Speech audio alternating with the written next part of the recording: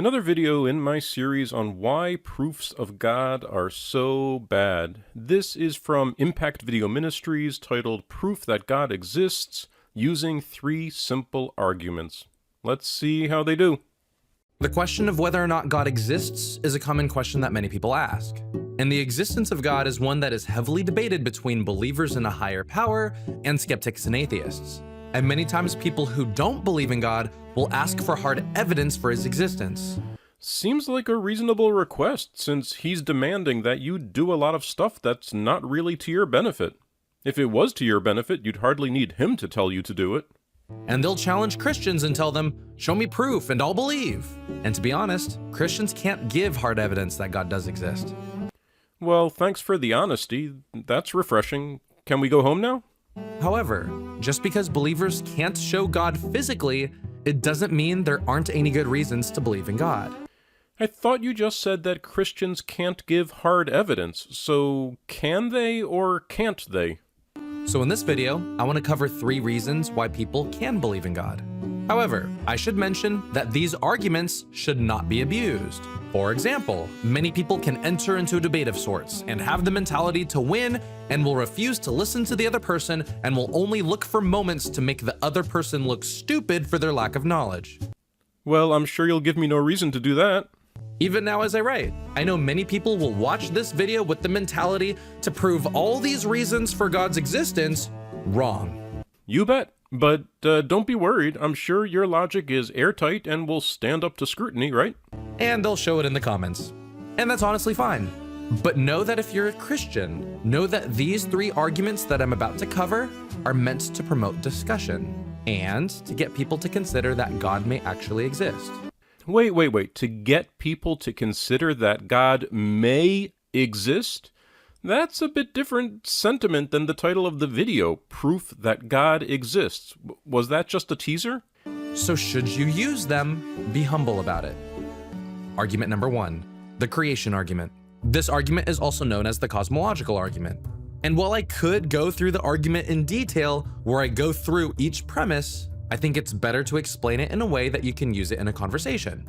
And if that doesn't make any sense to you, that's fine. All you need to know is that I'm going to break down this argument simply because you don't really need to know the premises unless you're in an actual debate. So the creation argument essentially states that everything that begins to exist must have a reason for its existence. And if we were in a conversation, I would stop you at this point and say, how do you know that? So since that's the case, we as people should also have a reason for our existence. But I'm gonna say that's not the case. So where do you go from there? So this is the way it works. Everything that we see has a cause for its existence. For example, we can look at a building and we can safely assume that there were architects and construction workers that were responsible for making it. Yeah, 'cause that's how buildings are made. They're called buildings because they are built by builders. On top of that, paintings come from artists, dishes come from chefs, and forests come from seeds, and mountains come from the Earth's tectonic plates moving. You're covering a lot of ground there. I think you better say what all these things have in common. A painter and a chef are very different from a seed or a tectonic plate. So the idea is that all that we see needed to have some kind of cause. Well, before you said everything needs a reason, now it's everything needs a cause? Okay, let's go with that. How do you know that? If you study particle physics, it seems that everything does not need a cause. So where do you go from there? And our universe isn't any different. I'd say our universe is about as different as you can get from anything we are familiar with from daily life. No reason to think that what you observe about your bowl of cereal will hold true of the entire universe. According to science, our universe is expanding. And according to science, not everything has a cause. Are we going with science, or are we not going with science? Can you make a decision? Do you just go with science when it supports your own case? And if it's continuously expanding, then if we were to rewind time, there had to have been a point in which everything started. Well, not really. There is a point at which the physics we have no longer describes the situation. And before that, we just have no idea. If you mean that there was a point in time at which everything started, that's also wrong because time started too, so there was no before and there was no point in time at which time started. So the question is, how did everything begin? Well, it sounds like you want to study cosmology. That's going to give you as good an answer as the human mind can produce today. And the answer to this question is still a mystery in science because we obviously can't go back and observe how life actually began. Wait, are we talking about the origin of life or the origin of the universe? Please make a decision. Those two things happened billions of years apart. You're going to have to let us know what you're actually talking about. So the creation argument pretty much states that because things exist, things like the universe and its galaxies, stars, and planets, and the Earth with its land, seas, and people, then something or someone had to be responsible for its existence. Well, you haven't demonstrated at all that someone is responsible for any of those things. As far as something, well, yeah, for most of the stuff we know about, we can say that something is responsible, like the movement of tectonic plates is responsible for the mountains. That's a something. But as far as the universe as a whole, we just don't know. If the universe includes everything, by definition, then there is nothing separate from the universe to be responsible for it, so the logic breaks down.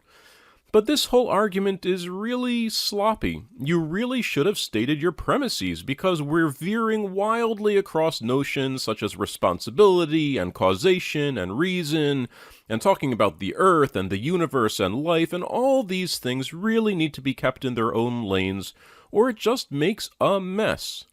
But the fact that you failed to lay out your argument leads you to be unable to defend against the most obvious question.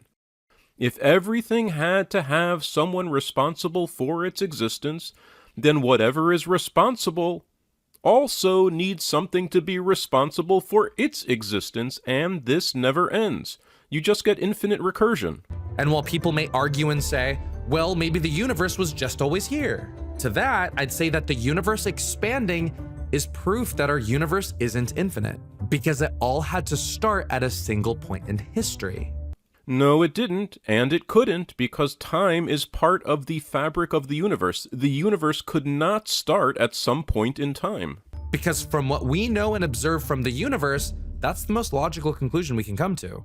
No, the most logical conclusion is not what you come to after thinking about it for 5 minutes. The most logical conclusion is what physicists and mathematicians who have rigorously studied this for decades have come to understand about the universe.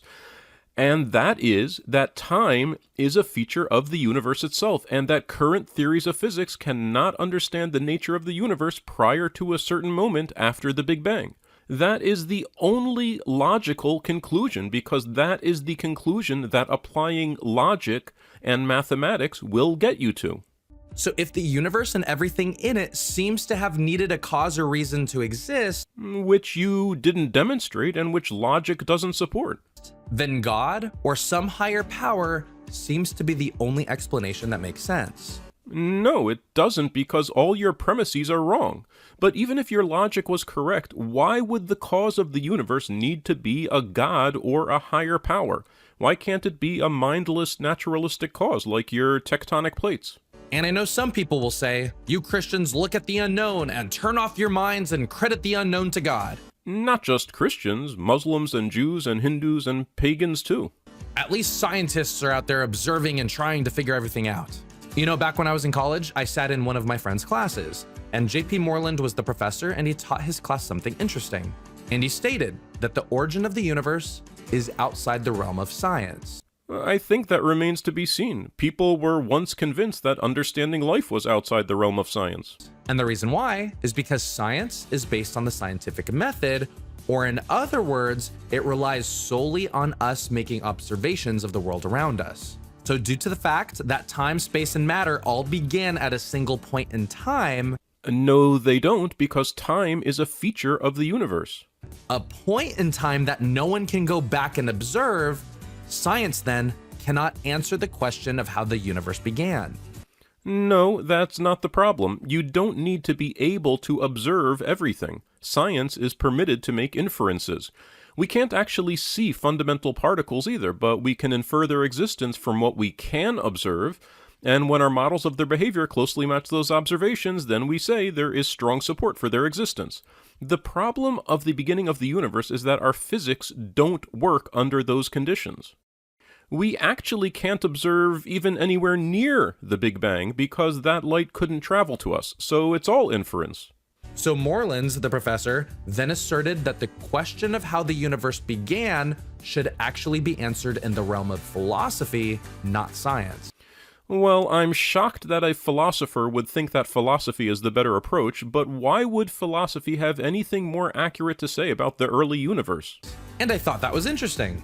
For me personally, if someone were to tell me, "You're just turning off your mind and crediting the unknown to God," I'd respond, "I'm not turning off my mind.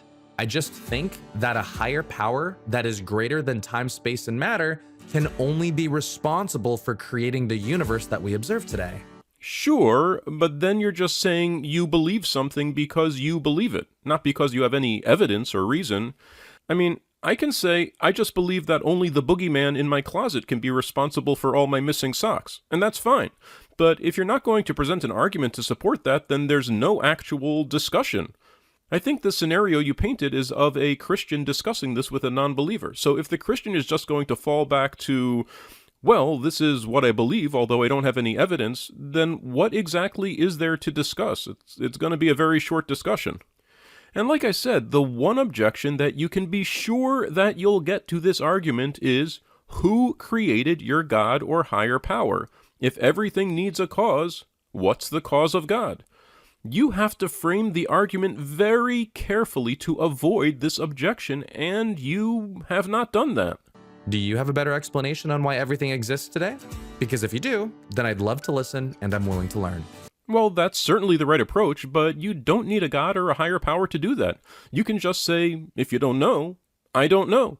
You don't have to make stuff up and try to defend it with bad arguments. Just be honest and say, I don't know the origin of the universe. And if you feel like you need to believe there's a God, then just say, I feel like I need to believe there's a God. I don't know, that just seems more honest than making up proofs that don't prove anything. So if you're watching this and you're someone who does not believe in God, I challenge you and ask, how do you think we all came to exist?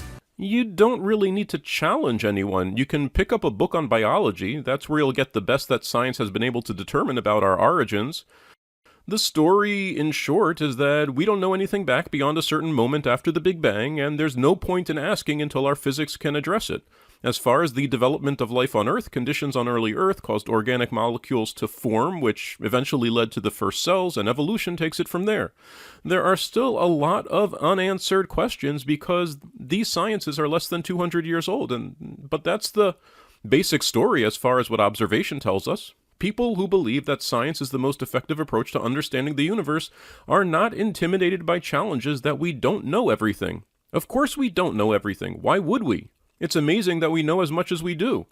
And we can have every expectation that we'll know a lot more in the future, without conjuring up angels and demons and gods and boogeymen to fill the gaps. Just say, I don't know, or I don't know yet.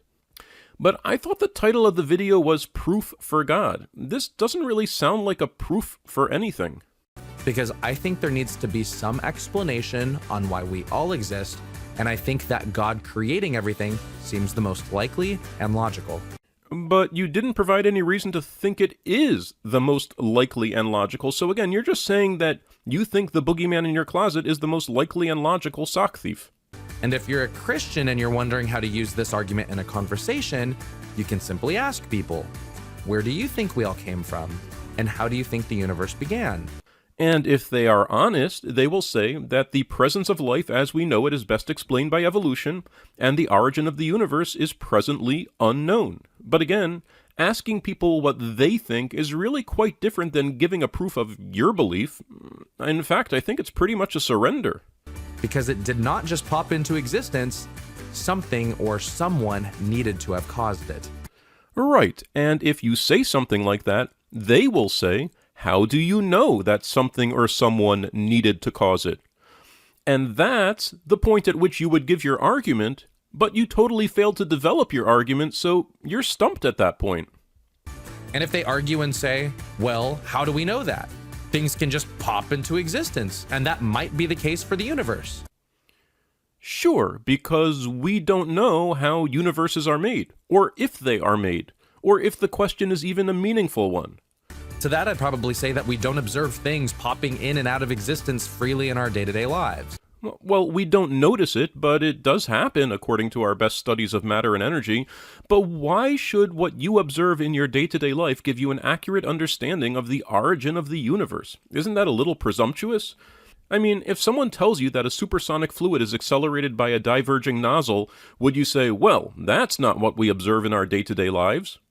I don't think you would say that. You'd realize that your day-to-day life doesn't give you any insight into supersonic fluid flow, and certainly doesn't give you any insight into the origin of the universe. I mean, you're just not going to figure out the origin of the universe by staring into your cereal bowl. So if that's the case, there needs to be a cause for the existence of our universe. But that's not the case, and you are anyway going to fall into the trap of who created the creator. Doesn't it just feel like you're going around in circles at this point? And should people ask, well, who created God then? Oh, finally. To help with that question, you can watch our video titled, Who Created God? Are you kidding me? That's the key to the whole thing. Good grief. Fine, I'll go watch that video, but by putting that in a separate video, you're making it impossible to check whether your answer there is at all consistent with the premises you sketched out in this video. Argument number 2, the design argument. This argument is also known as the teleological argument. And in the same way that I skipped explaining the premises for the creation argument, I'll also skip that here. But that's stupid, I'm sorry, because how can anyone assess the argument without knowing the premises? Because the goal for this video isn't to prepare debaters, but to help Christians understand these arguments so that they can better be used in a conversation. But how can you understand the argument without knowing the premises? And if the person you're having the discussion with does know the premises of these well-known arguments, and you don't, then you're in deep doo-doo. So this argument pretty much states that complex and intelligent design must come from an intelligent mind or designer. And you're going to prove that, right? So let's look at the complexity of people. And I cover this in our Is There Really a God video. And in it, I talk about how within a single person, they have a cardiovascular system, an endocrine system, a digestive, respiratory, excretory, lymphatic, nervous, muscular, and skeletal system. Same as all mammals. And on top of that, according to the National Institute of General Medical Sciences, the DNA from one of our cells is 6 feet long. But still much shorter than many other organisms. What's the point? So if we were to uncoil all of the DNA from all of our cells, it would amount to being 67 billion miles long. And to give you a better idea of that length, I don't really need a better idea, I need a better argument. What's the point? We could take 150,000 round trips to the moon with that much DNA, and that's just the DNA of one person. So the design argument would suggest that a person is too complex, and evolution could not have been the reason why people exist, regardless of how many billions of years occur. Well, you're just asserting that. What's your evidence? And this doesn't actually sound like the design argument to me at all. This just sounds like an argument from incredulity. If you're going to go with the argument from incredulity, I find it impossible to believe that something as complex as a person could have been created by a designer. It must have been something else, like, say, billions of years of evolution. For example, it would be nonsense to think that a laptop in a forest got there by evolution. Sure, because you know exactly how laptops are made, but what about a tree in a forest? Because even if all the necessary parts of a laptop were in an area, and that area was untouched, and nature just had its way for billions of years, a working laptop would not be the result. Right, because laptops don't biologically reproduce with variation that can be selected by environmental pressure, but living things do. Doesn't your argument sound at all stupid to you? Do you think a laptop and a fruit fly are the same kind of thing? Or are you just pretending and presenting an argument that will appeal to ignorant people? I don't know what you're doing here. Yet many people who believe in evolution use this line of reasoning for people. Yeah, because it makes sense for people, but not for a laptop, because a laptop is not a person, and I'm sure you're aware of that, so you're just being silly. Is this video supposed to be silly or serious? And they'll suggest that the building blocks for people were in an area, and over time, an organism formed, and from that, it kept evolving until we got to people. I mean, you might explain it that way to a 4-year-old, but sure, that could be a reasonable way to put it for certain immature audiences.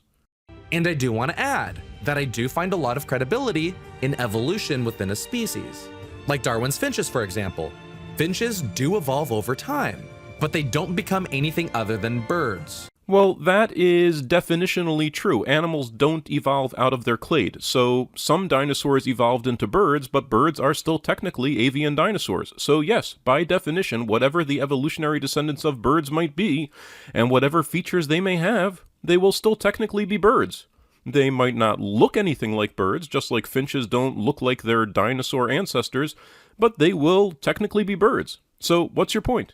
And we do have wolves that mate with lesser violent canines. And evolution can create a bunch of different types of dogs. Well, it could, but the dogs we see around us are the product of breeding or guided selection, not natural selection. So you're really all over the place. You need to take a biology class, and you need to get to the point. However, they stay dogs. It's evolution that turns species into other species, like fishes turning into birds and birds turning into dogs, that I would disagree with. Sure, modern fish don't turn into birds and modern birds don't turn into dogs. However, birds and fish and dogs have a common ancestor. That's what the fossil record tells us, and that's what our DNA record tells us. You can believe it or not, just like you can believe the Earth goes around the sun or not, but are you trying to provide a proof of something? And the reason why is because in our fossil record, I don't recall seeing much of any transitional species that were in the middle of evolving. There are plenty of transitional species. What are you looking for exactly? So going back to the argument of design, complex and intelligent design requires a complex designer. You didn't demonstrate that at all. And if you had, the complex designer would have a complex design, which would also need a complex designer, which would also be complex and need a complex designer. You really haven't thought this through very thoroughly, I see. So when you look at the complexity of people and all that makes up a single person, this kind of complexity had to have come from some higher power. Why? You didn't provide any reason why. Saying the same thing again and again and again doesn't make it true and doesn't make it into an argument.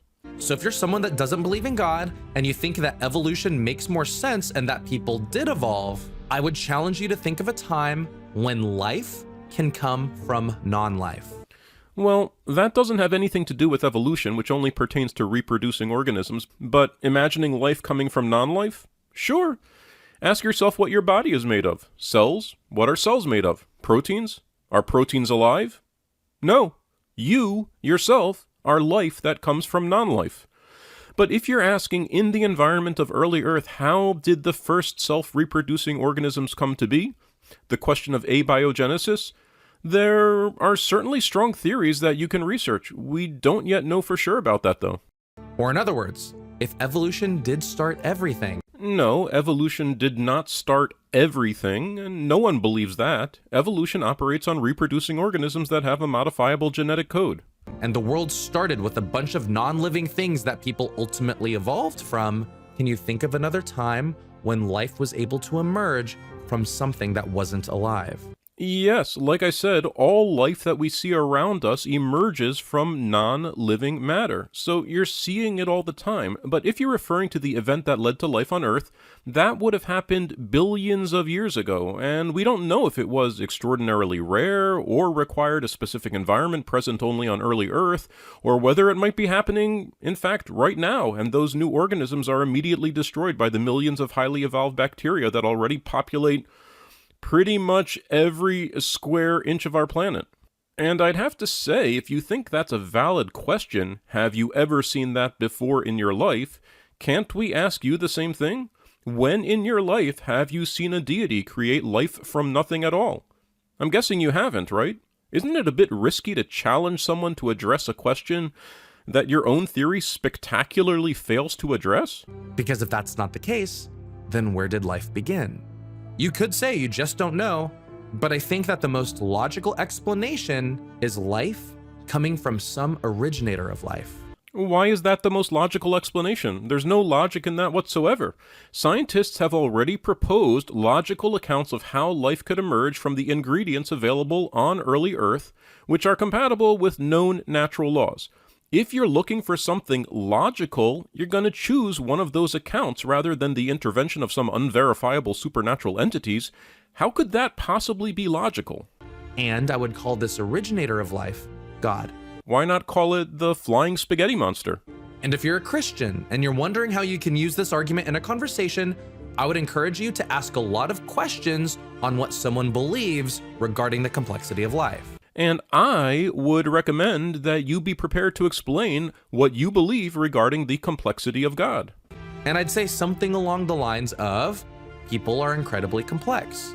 Where do you think we came from, and how do you think life started? And I think you should be prepared to answer why you aren't aware of the vast evidence for biological evolution and current theories for abiogenesis.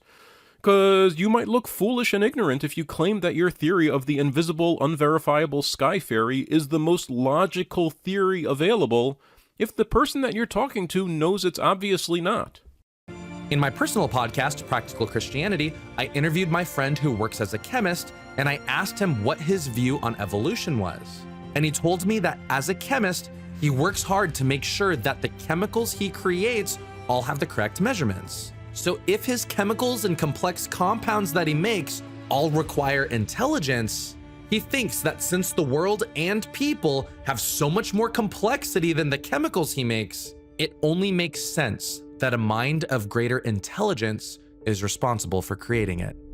Well, he's entitled to his opinion, but I think when you see something that is so far beyond what methods you know of can produce, you've got to think of something else. A kid can make a pile of dirt, but if you see an enormous pile of dirt like this, you wouldn't say there's some really big kid who made that. No, that's going to be a totally different process.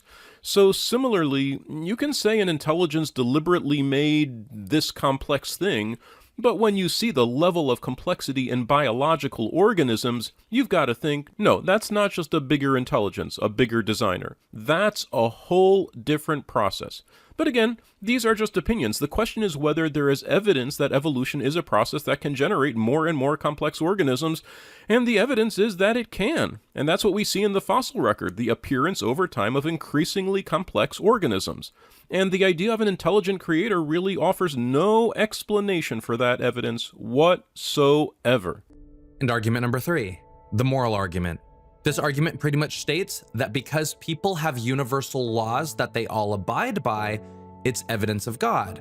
Well, this already sounds like the worst argument, both because there are no universal laws in human culture and because it wouldn't be evidence for God anyway, but go on. Because he had to give people these laws. To explain it more, murdering babies, purposefully polluting water reservoirs, and other crimes like rape are wrong. Are you saying you think they're wrong, or are you saying they are universally wrong and you intend to prove that? This is confusing. And while that seems obvious that they're wrong... Does it? I don't know anything about polluting reservoirs, but it's certainly not obvious to the Bible that murdering babies is wrong, for example, or coerced marriage, which we would certainly consider rape today. So again, are you saying that these things are obvious to you, or obvious to God, or obvious to the authors of the Bible, or obvious to people who share modern Enlightenment values? You really need to be more specific about who these moral values are obvious to. The question is, why do we think they're wrong? Good question. The moral argument suggests that these moral laws can't develop from a purely biological world, and that these morals need to come from a higher power or God. Why? And the reason why is because if there was no God and we were purely biological beings, then we'd be no different than animals. Well, we are animals. Anyone who takes third grade science knows that. What do you think we are? Plants? Fungus? Because lions can kill gazelles, and dogs can go have sex with other dogs without their consent, but lions don't murder gazelles, and dogs don't rape other dogs. They're just acting like animals. Well, yes, animals have certain behaviors, and humans have certain behaviors, but human culture is significantly more complex than other animals, but we're still animals, and not fungus or whatever you think we are.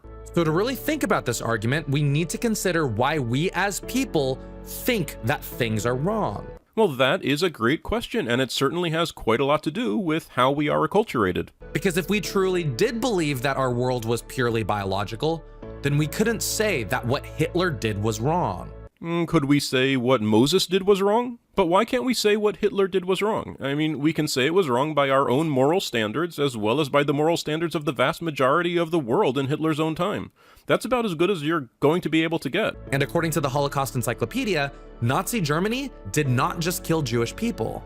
They also killed black people, gay men, people with disabilities, and their political opponents. What's your point? Killing 6 million Jews isn't bad enough? So think about this. If morals were not given to us by God, then the rules we have as a society would be subjective. Which clearly they are. Different cultures have different rules, and the Bible clearly has different rules than the culture you live in. We don't destroy cities that fail to worship Yahweh. We don't stone our rebellious children to death, and we don't execute Sabbath violators. The morality of the Bible has been superseded by Enlightenment principles of pluralism and religious freedom in modern societies, including yours, I presume. And believing in God wouldn't make your morals any less subjective, by the way, because believing in God and which God you choose to believe in, well, those things are subjective as well. Meaning, what's wrong for me may not be wrong for other people, and we could then respectfully disagree. But this moral argument suggests that there are things that we can't respectfully disagree with. Like, we can't respectfully disagree with Hitler.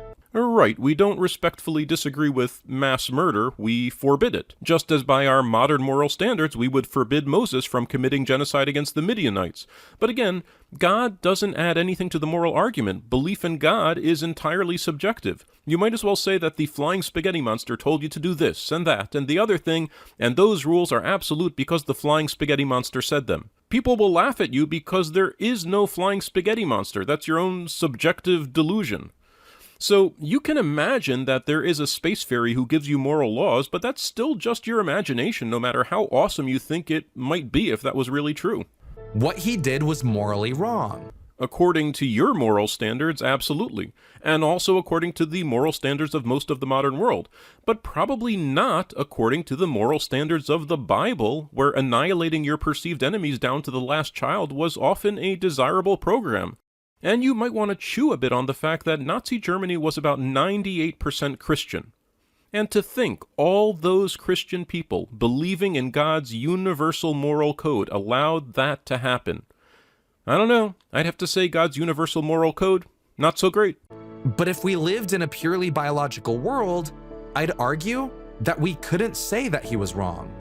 Sure you can. He was wrong according to modern moral standards. That's really the best you can do. Because he was just doing what was right for him. Well, morality generally has more of a consensus nature than that, but yeah, it's true that criminals may seem morally justified in their own minds. Someone who murders their estranged lover or steals from their employer may believe that they are doing something justified. But society has a consensus about what constitutes right and wrong behavior, so the individual opinion is overruled.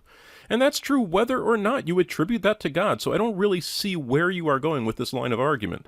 And people could argue that objective moral values could emerge from a society, but if objective moral values did begin within a society, how would we know which moral values to defend? Well, that's an interesting question, but God doesn't get you out of that problem. How do you know which God to defend? And how do you know that God is moral? And what does that even mean? I mean, there are many fascinating questions about morality. I would be the first to say that, but what does God get you? There's nothing at all objective about belief in God. Humans have invented thousands of gods throughout history, so there's nothing objective about any god's supposed moral code, and you're just back in the same boat. And let's think about what you're trying to do here. You're trying to say that you want there to be some absolute moral standard, and you believe that would be provided by a god. But why would what you want be a proof of what there is? I mean, I want a rich relative to tell me they just transferred $300 million to my account because they think I'm a nice guy. So what? Just because you think this or that would be a nice situation doesn't mean it exists. So what kind of proof is this anyway? You can tell me that you really like the idea of God-based morality, but all you're telling me is that you really like the idea of God-based morality. That's not even an argument, much less a proof. It's just an appeal to consequences. If the Eagles don't win a game where they have a 21-point lead in the first quarter against the worst defense in the league, well, that would be unacceptable. Therefore, it's obvious they win this game. True? Because different moral values could technically arise that contradict other ones. Sure, just like different gods could arise that contradict other ones. You do hear what you're saying, right? So how do we know rape is wrong? And if it is wrong, then how do we know it should stay wrong? And how do we know that the god Marduk is wrong? I don't think the idea of objective moral values developing within a society answers this question. Right, there is no such thing as objective moral values in the sense you are imagining. You can try to formulate the most generic possible principles, such as cause no harm, but those too can be faulted for being a cultural construct, so there's really no avoiding this. So all that to say, the moral argument states that because we have moral values that all our societies hold, values such as not murdering and raping people, it's indicative of some higher being giving us those values. But wait, are you saying that all societies in the world have the same moral values despite believing in hundreds of different gods? Wouldn't that suggest that God is actually not a factor? I mean, help me figure this out. You are claiming that all societies in the world have the same moral principles, right? So then, if you're looking for the source of these moral principles, wouldn't you look at what all these societies share in common? Certainly not gods or religion. What they all have in common is biology, that we are all Homo sapiens. And that's the very thing you say could not be the source of morality. But just taking your own evidence on the universality of moral principles, the only obvious conclusion is that it is biology, that Homo sapiens has evolved so that members share certain views of acceptable and unacceptable behavior. This seems to lead to the very opposite conclusion that you are drawing. So if you don't believe in God, I would challenge you to think of where your conscience came from. Well, following your own observation that at least certain aspects seem consistent across all human cultures, I think the answer would have to be evolution. Tribes or packs or families of humans who had certain social behaviors had also improved survival and reproduction, and this is why you see these traits ingrained in Homo sapiens today. Like, you have a sense of right and wrong. So where did that come from? Evolution and acculturation. And why is it that humans are different from animals? Humans are animals, and many animals are very different from each other in many different ways. Humans are far more similar to a chimpanzee than a chimpanzee is to an earthworm. And why can't we just kill and have sex with whoever we want to? Because society has rules against that, most likely based on evolved psychological characteristics which were then further developed in legal frameworks of increasing sophistication over many millennia. Because I think that the best explanation for why we have this innate sense of right and wrong is because God put inside all of us a conscience that sees and holds universal and moral laws. So then, didn't Hitler and the Nazis get the universal conscience too? And didn't the Inquisition get the universal conscience? And didn't Hamas get the universal conscience? And didn't Stalin and Pol Pot get the universal conscience? I mean, if I recall, you brought up Hitler before to suggest that one who views morality as subjective would have to view Hitler as being morally right. Now, I don't think that follows, but on your view, if God gives everyone their universal moral conscience, then don't you have to view Hitler as being morally right? I mean, whatever was in his head, God must have put it there. Am I reading you right? So isn't Hitler an even bigger problem for you? And if you're a Christian and you want to use this argument in a conversation, I would encourage you to ask questions like, where do you think we got our sense of right and wrong? From evolution and acculturation. And do you think what Hitler did was wrong? And why do you think that? And you should be prepared to explain why what Hitler did was wrong if he was only following the conscience that God gave him. And do you think it's possible that we got our sense of right and wrong from God? And if not, why do you think that? And how did you come to that conclusion? Well, I came to that conclusion because I observed that the morality of the Bible is very different than the morality of religious people today. So based on that, I don't think it's universal or objective or from God. Does that answer your question? Okay, so if you're wondering if God does exist, I would encourage you to consider these three arguments: the creation argument, the design argument, and the moral argument. And I would suggest you consider the major flaws in all these arguments. Your so-called creation or first cause argument runs into the problem of who created the creator. The design argument fails because there's no evidence that complex things require an intelligent designer, and the moral argument is either just an appeal to consequences, i.e., if there is no God, then there's only subjective morality, and I don't like subjective morality, so therefore God must exist. Or it's just an observation of certain uniformities in human behavior that are easily explained by evolution and acculturation. Now, I should mention that these arguments do not argue the existence of the Christian God. I'll actually cover those arguments in another video.